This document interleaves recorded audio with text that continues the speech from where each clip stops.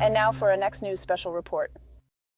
In a world teetering on the brink, GOP presidential candidate Vivek Ramaswamy returns to Tucker on X with a message that America needs to hear. The stakes, nothing less than the prevention of World War III.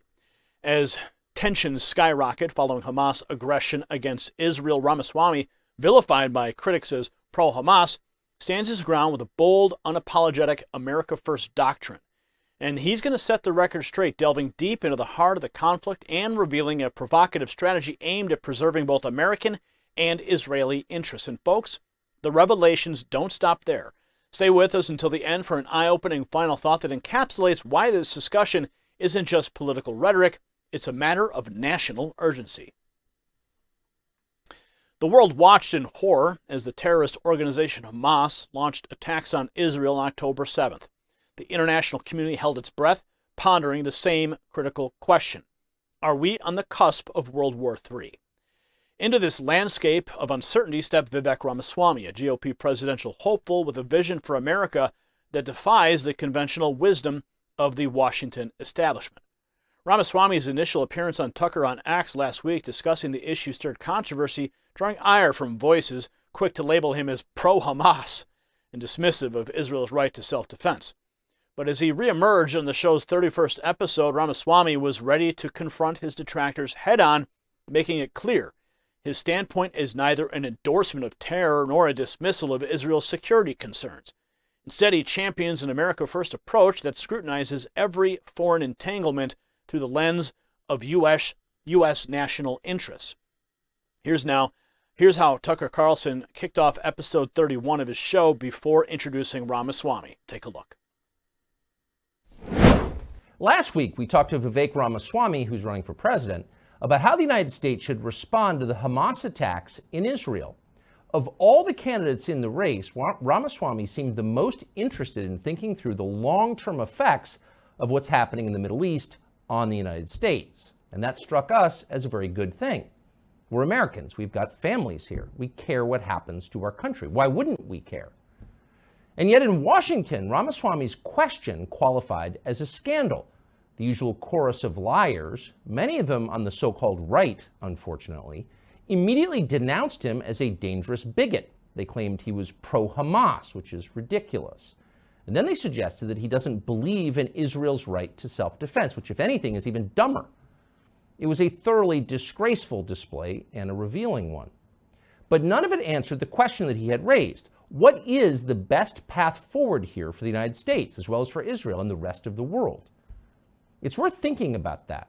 The stakes are higher than many Americans understand. It's easy to imagine several other nations getting pulled into the conflict between Israel and Hamas. Those countries would include Russia, Iran, Turkey, China, Saudi Arabia, the Gulf states, and possibly many more.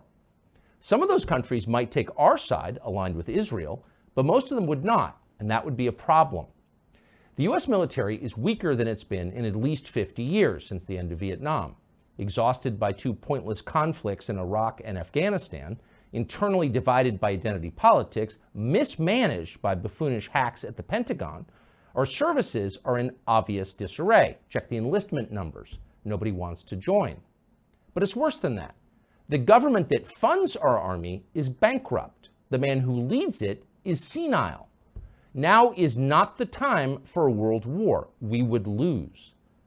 But our commander-in-chief has no idea.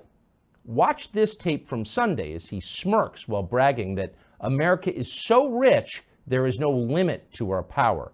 We can wage as many wars as we want. We're the United States of America, for God's sake. The most powerful nation in the history, not in the world, in the history of the world. The history of the world. We can take care of both of these and still maintain our overall international defense.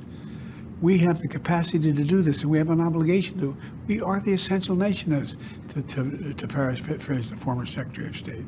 And if we don't, who does? The most powerful nation in the history of the world. You can imagine the Roman Senate issuing a statement just like that on the morning the Visigoths sacked their city. Pride goes before destruction. That has always been true. It always will be true. How do we keep our country from being destroyed? Vivek Ramaswamy has been thinking about that all week. He joins us on set now. We're going to get to that in a second, because during the engaging conversation, Ramaswamy emphasized the pitfalls of entering a conflict without a well-defined endgame. He cautioned against a hasty military response, highlighting that America is not immune to the threats that Israel faces. In his view, reflexive retaliation could ignite a powder keg, dragging the U.S. into another endless conflict, further draining our resources and our resolve. Addressing the situation in Gaza, he outlined the necessity for Israel to articulate clearly defined objectives before any ground invasion. Without this clarity, Ramaswamy warned that we risk another no-win war that serves neither America nor Israeli interests. Watch.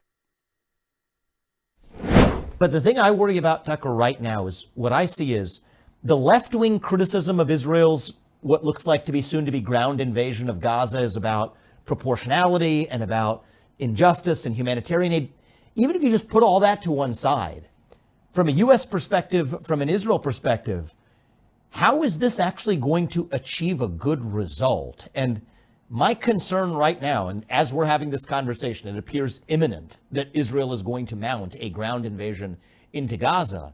I'm concerned that a ground invasion into Gaza without clearly defined objectives is going to be the start of another no-win war that is not good for Israel and not good for the United States. And so one of the things I've been thinking about just in recent days, you hear a lot of histrionics here, a lot of bloodthirsty neocons, in fact, far less reasonable than even many Israelis that are far more rational about this than some here in the United States, is how could this play out? Right? So if we just think about one reasonable scenario, let's just go step by step in terms of where we are. Israel mounts a ground invasion into Gaza, okay? Doesn't have a clearly defined goal, but they've mounted that ground invasion.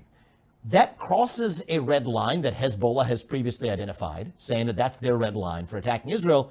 And this might be exactly when Israel is mired in a ground conflict in Gaza, which I worry could be a trap. Networks, kilometers upon kilometers of tunnels, a lot of traps that they could walk into. That could be a moment that's perfectly appropriate, unfortunately, for Hezbollah to decide to go after Israel. Israel's been in a two-front war, both in the north and the south in Gaza. Now you're talking about real risk of, there's no way that you're really going to avoid some level of U.S. involvement there. Now look at what the Iranian-backed militias and other places like Iraq, like, you know, the Badr group in Iraq. You talk about the Houthis in Yemen. What have they said? This is also going to be their red line for involvement. So now you have broader regional conflict at a time when you have civilian casualties in Gaza. That turns the rest of the world's back on Israel. By the way, even in the case of success, ending up with what fills the vacuum, Hamas 2.0, with a bunch of radicalized Palestinians. So I don't think I think that's unfortunately, a reasonable way for how this could play out. Can I just ask you to pause a sincere question? What is the plan? I mean, this is something the United States has preemptively endorsed and is paying for, so I think it's fair to ask that question. What is the plan? Well, I think that's the elephant in the room that's missing, is that we don't have from Israel a clear sense of what the objectives are.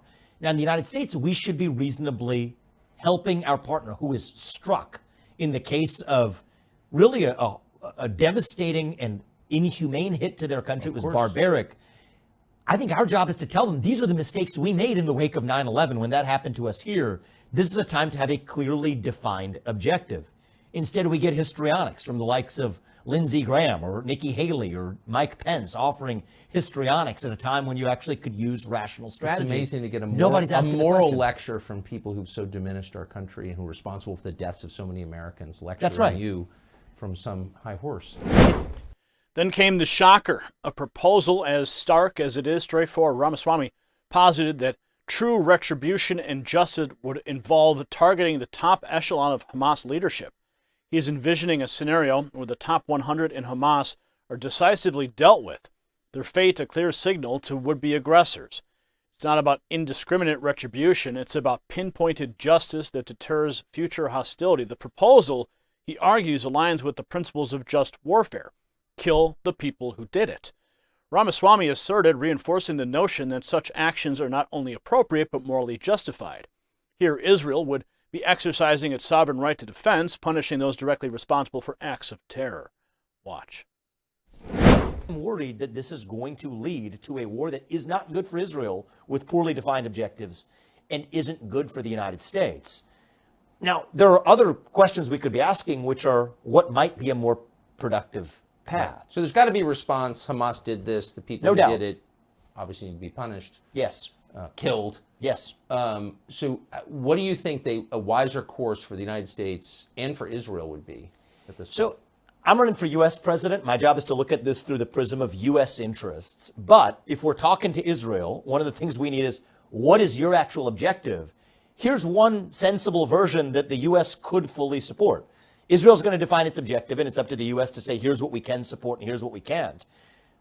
But here's one version of it that if I were U.S. president, I would support all the way through, and I happen to think it's among the best answers for Israel itself. Think about a world in which Israel has a clearly defined objective, say the top 100 in Hamas. Okay, we want their heads on stakes, line that southern border of Israel and Gaza. With those heads, as you build a new border defense, there's your deterrence. Top 100 people, whatever it is, a clearly defined objective, achieve the actual retribution and justice that needs to be exacted in this situation. So kill the people who did it. Kill the people who did it, absolutely. And is that the top 100? But who are the people in Hamas? That's an achievable objective. Go in and get that done. And I think the U.S. should help from an intelligence perspective with this. I think the U.S. can be helpful with what we might call the diplomatic Iron Dome. Let Israel do this to fully defend itself without the UN or anybody else in the rest of the world getting in the way. Get U.S. allies, intelligence sharing, the kinds of things that don't get the U.S. involved militarily. Israel's capable of doing this. The Mossad is capable of doing this. And think about Munich Olympics 2.0, the version of this. This is an achievable goal. It is proper, it is just, it is morally justified. And anybody from the left in this country or Europe or anywhere who rejects that, no, this is Israel defending itself as it has the right to do. And punishing the people who actually did it. Right. That's exactly right. That seems like a pretty obvious solution. I think and it it seems within the capabilities of the state of Israel, and it seems like we could help with that. And it's an achievable win, right? And I would sort of even think about now one step further. Against the backdrop of achieving that, I don't think it's crazy, Tucker, for Israel to think about some unconventional approaches here. I mean, I think Israel would... Wait, can I ask you to pause real quick? Has anyone suggested that? That seems like such an obvious solution. Not that I've heard, Tucker. Why? I think that there's a culture of fear right now in the United States. I'm not speaking for Israel, I'm speaking for the culture here in the U.S., where, yes, all of us, I'm sure you and I included, share an emotionally visceral reaction to what happened with Israel being that wrong. But I think that emotional, visceral reaction has everybody looking to each other to talk about the periphery of the issue, right? Everybody's so eager to talk about whether you're going to condemn the, college student groups that are making silly statements over here or the $100 million of humanitarian aid over there. I see Republicans rushing to, analyze the mosquitoes on the elephant's tail without talking about the actual elephant in the room. But this just seems like what we should do. If we believe someone committed murder, we find that person and we punish him. That's right.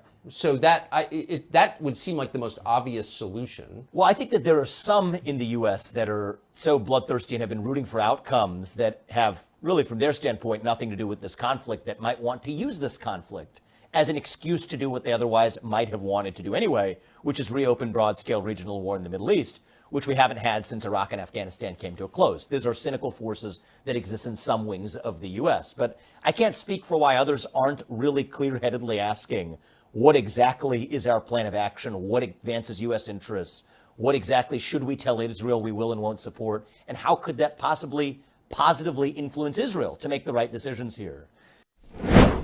Ramaswamy's perspective takes aim at the heart of contemporary foreign policy debates.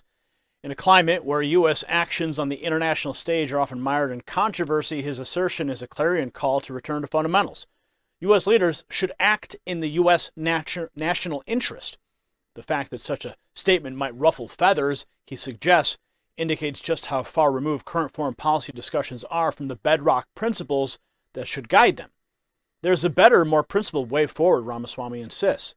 And speaking of better ways forward, let's take a moment to consider our personal health journeys. We all understand the importance of keeping our goals at the forefront, right? Well, a new study unveils a surefire strategy for weight loss. The simple act of regularly stepping on a scale, it's about keeping your goals visible, a constant reminder of where you need to go. And yet, many are seeking to push the envelope further to accelerate their progress. That's where an exceptional alternative I discovered comes in offering a blend of naturally sourced science-backed ingredients to support weight management, curb those pesky cravings, and boost metabolism. And the best part, you can snag a 51% discount on this game changer, but only for a limited time. Don't let this opportunity slip by. Visit trimwithgary.com or hit more below this video to grab yours. Remember, it's not just about the journey, it's about supercharging your path to these goals. Returning to our critical discussion, Ramaswamy's commentary on Tucker on X transcends the immediate context of the Israel-Hamas conflict. It speaks to broader concerns about how America navigates its role on the international stage. The principles he outlines, clarity of purpose and moral justification and national interests, are not just mere talking points. They are pillars that should underpin every decision made in the Situation Room, every directive handed down to our military, and every message conveyed to our allies and adversaries alike. This conversation underscores a pivotal crossroads in American foreign policy. The choices the U.S. makes in moments like these, whether to engage militarily, impose sanctions, or broker peace talks, sends ripples across the globe. Our actions set precedent, influence alliances, and shape the geopolitical landscape. They also have profound implications back home, impacting our service members, our economy, and our standing in the world. As we ponder Ramaswamy's words, it's essential to recognize that this isn't just about one candidate's viewpoint. It's a reflection of a larger urgent need to reassess and recalibrate America's approach to global conflicts. Are we acting as a republic that prioritizes the safety and prosperity of its citizens? Or are foreign engagements serving our national interests? Or are we caught in a cycle of reactionary policies that entangle us in far-flung conflicts with no clear benefit to the American people? The debate stoked by Ramaswamy's bold assertions is not one that we can ignore. It invites us to look inward, to question long-held assumptions, and to consider whether our current trajectory truly aligns with the principles upon which this republic was built. It's a call to think strategically, to act with moral conviction, and to prioritize the well-being of our nation in this complex chess game of international relations. So why does this matter to you, the American people? Because the specter of World War III isn't a distant nightmare. It's a looming reality that could be triggered by miscalculations, misunderstandings, or misguided policies. Vivek Ramaswamy's insights serve as a timely reminder that America's actions have consequences. Every step on the international stage must be measured with its potential to safeguard or jeopardize not just American lives, but global stability. Our republic was founded on principles of rational deliberation, justice, and a commitment to the common good. As we navigate these turbulent times, we must remember these foundations, understanding the decisions we support today will shape the world we inhabit tomorrow. The conversation doesn't end here. It's just the beginning, and it's one that requires the attention, the voice, and the vigilance of every American citizen. Stay informed, stay engaged, and most importantly, stay committed to the ideals that define and uphold our great nation. Congratulations, you made it to the end of the video. Now keep up your quest for truth with this next news report. And if you found our channel enlightening, join the millions who agree with you. Tap subscribe. Thank you for watching the Next News Network.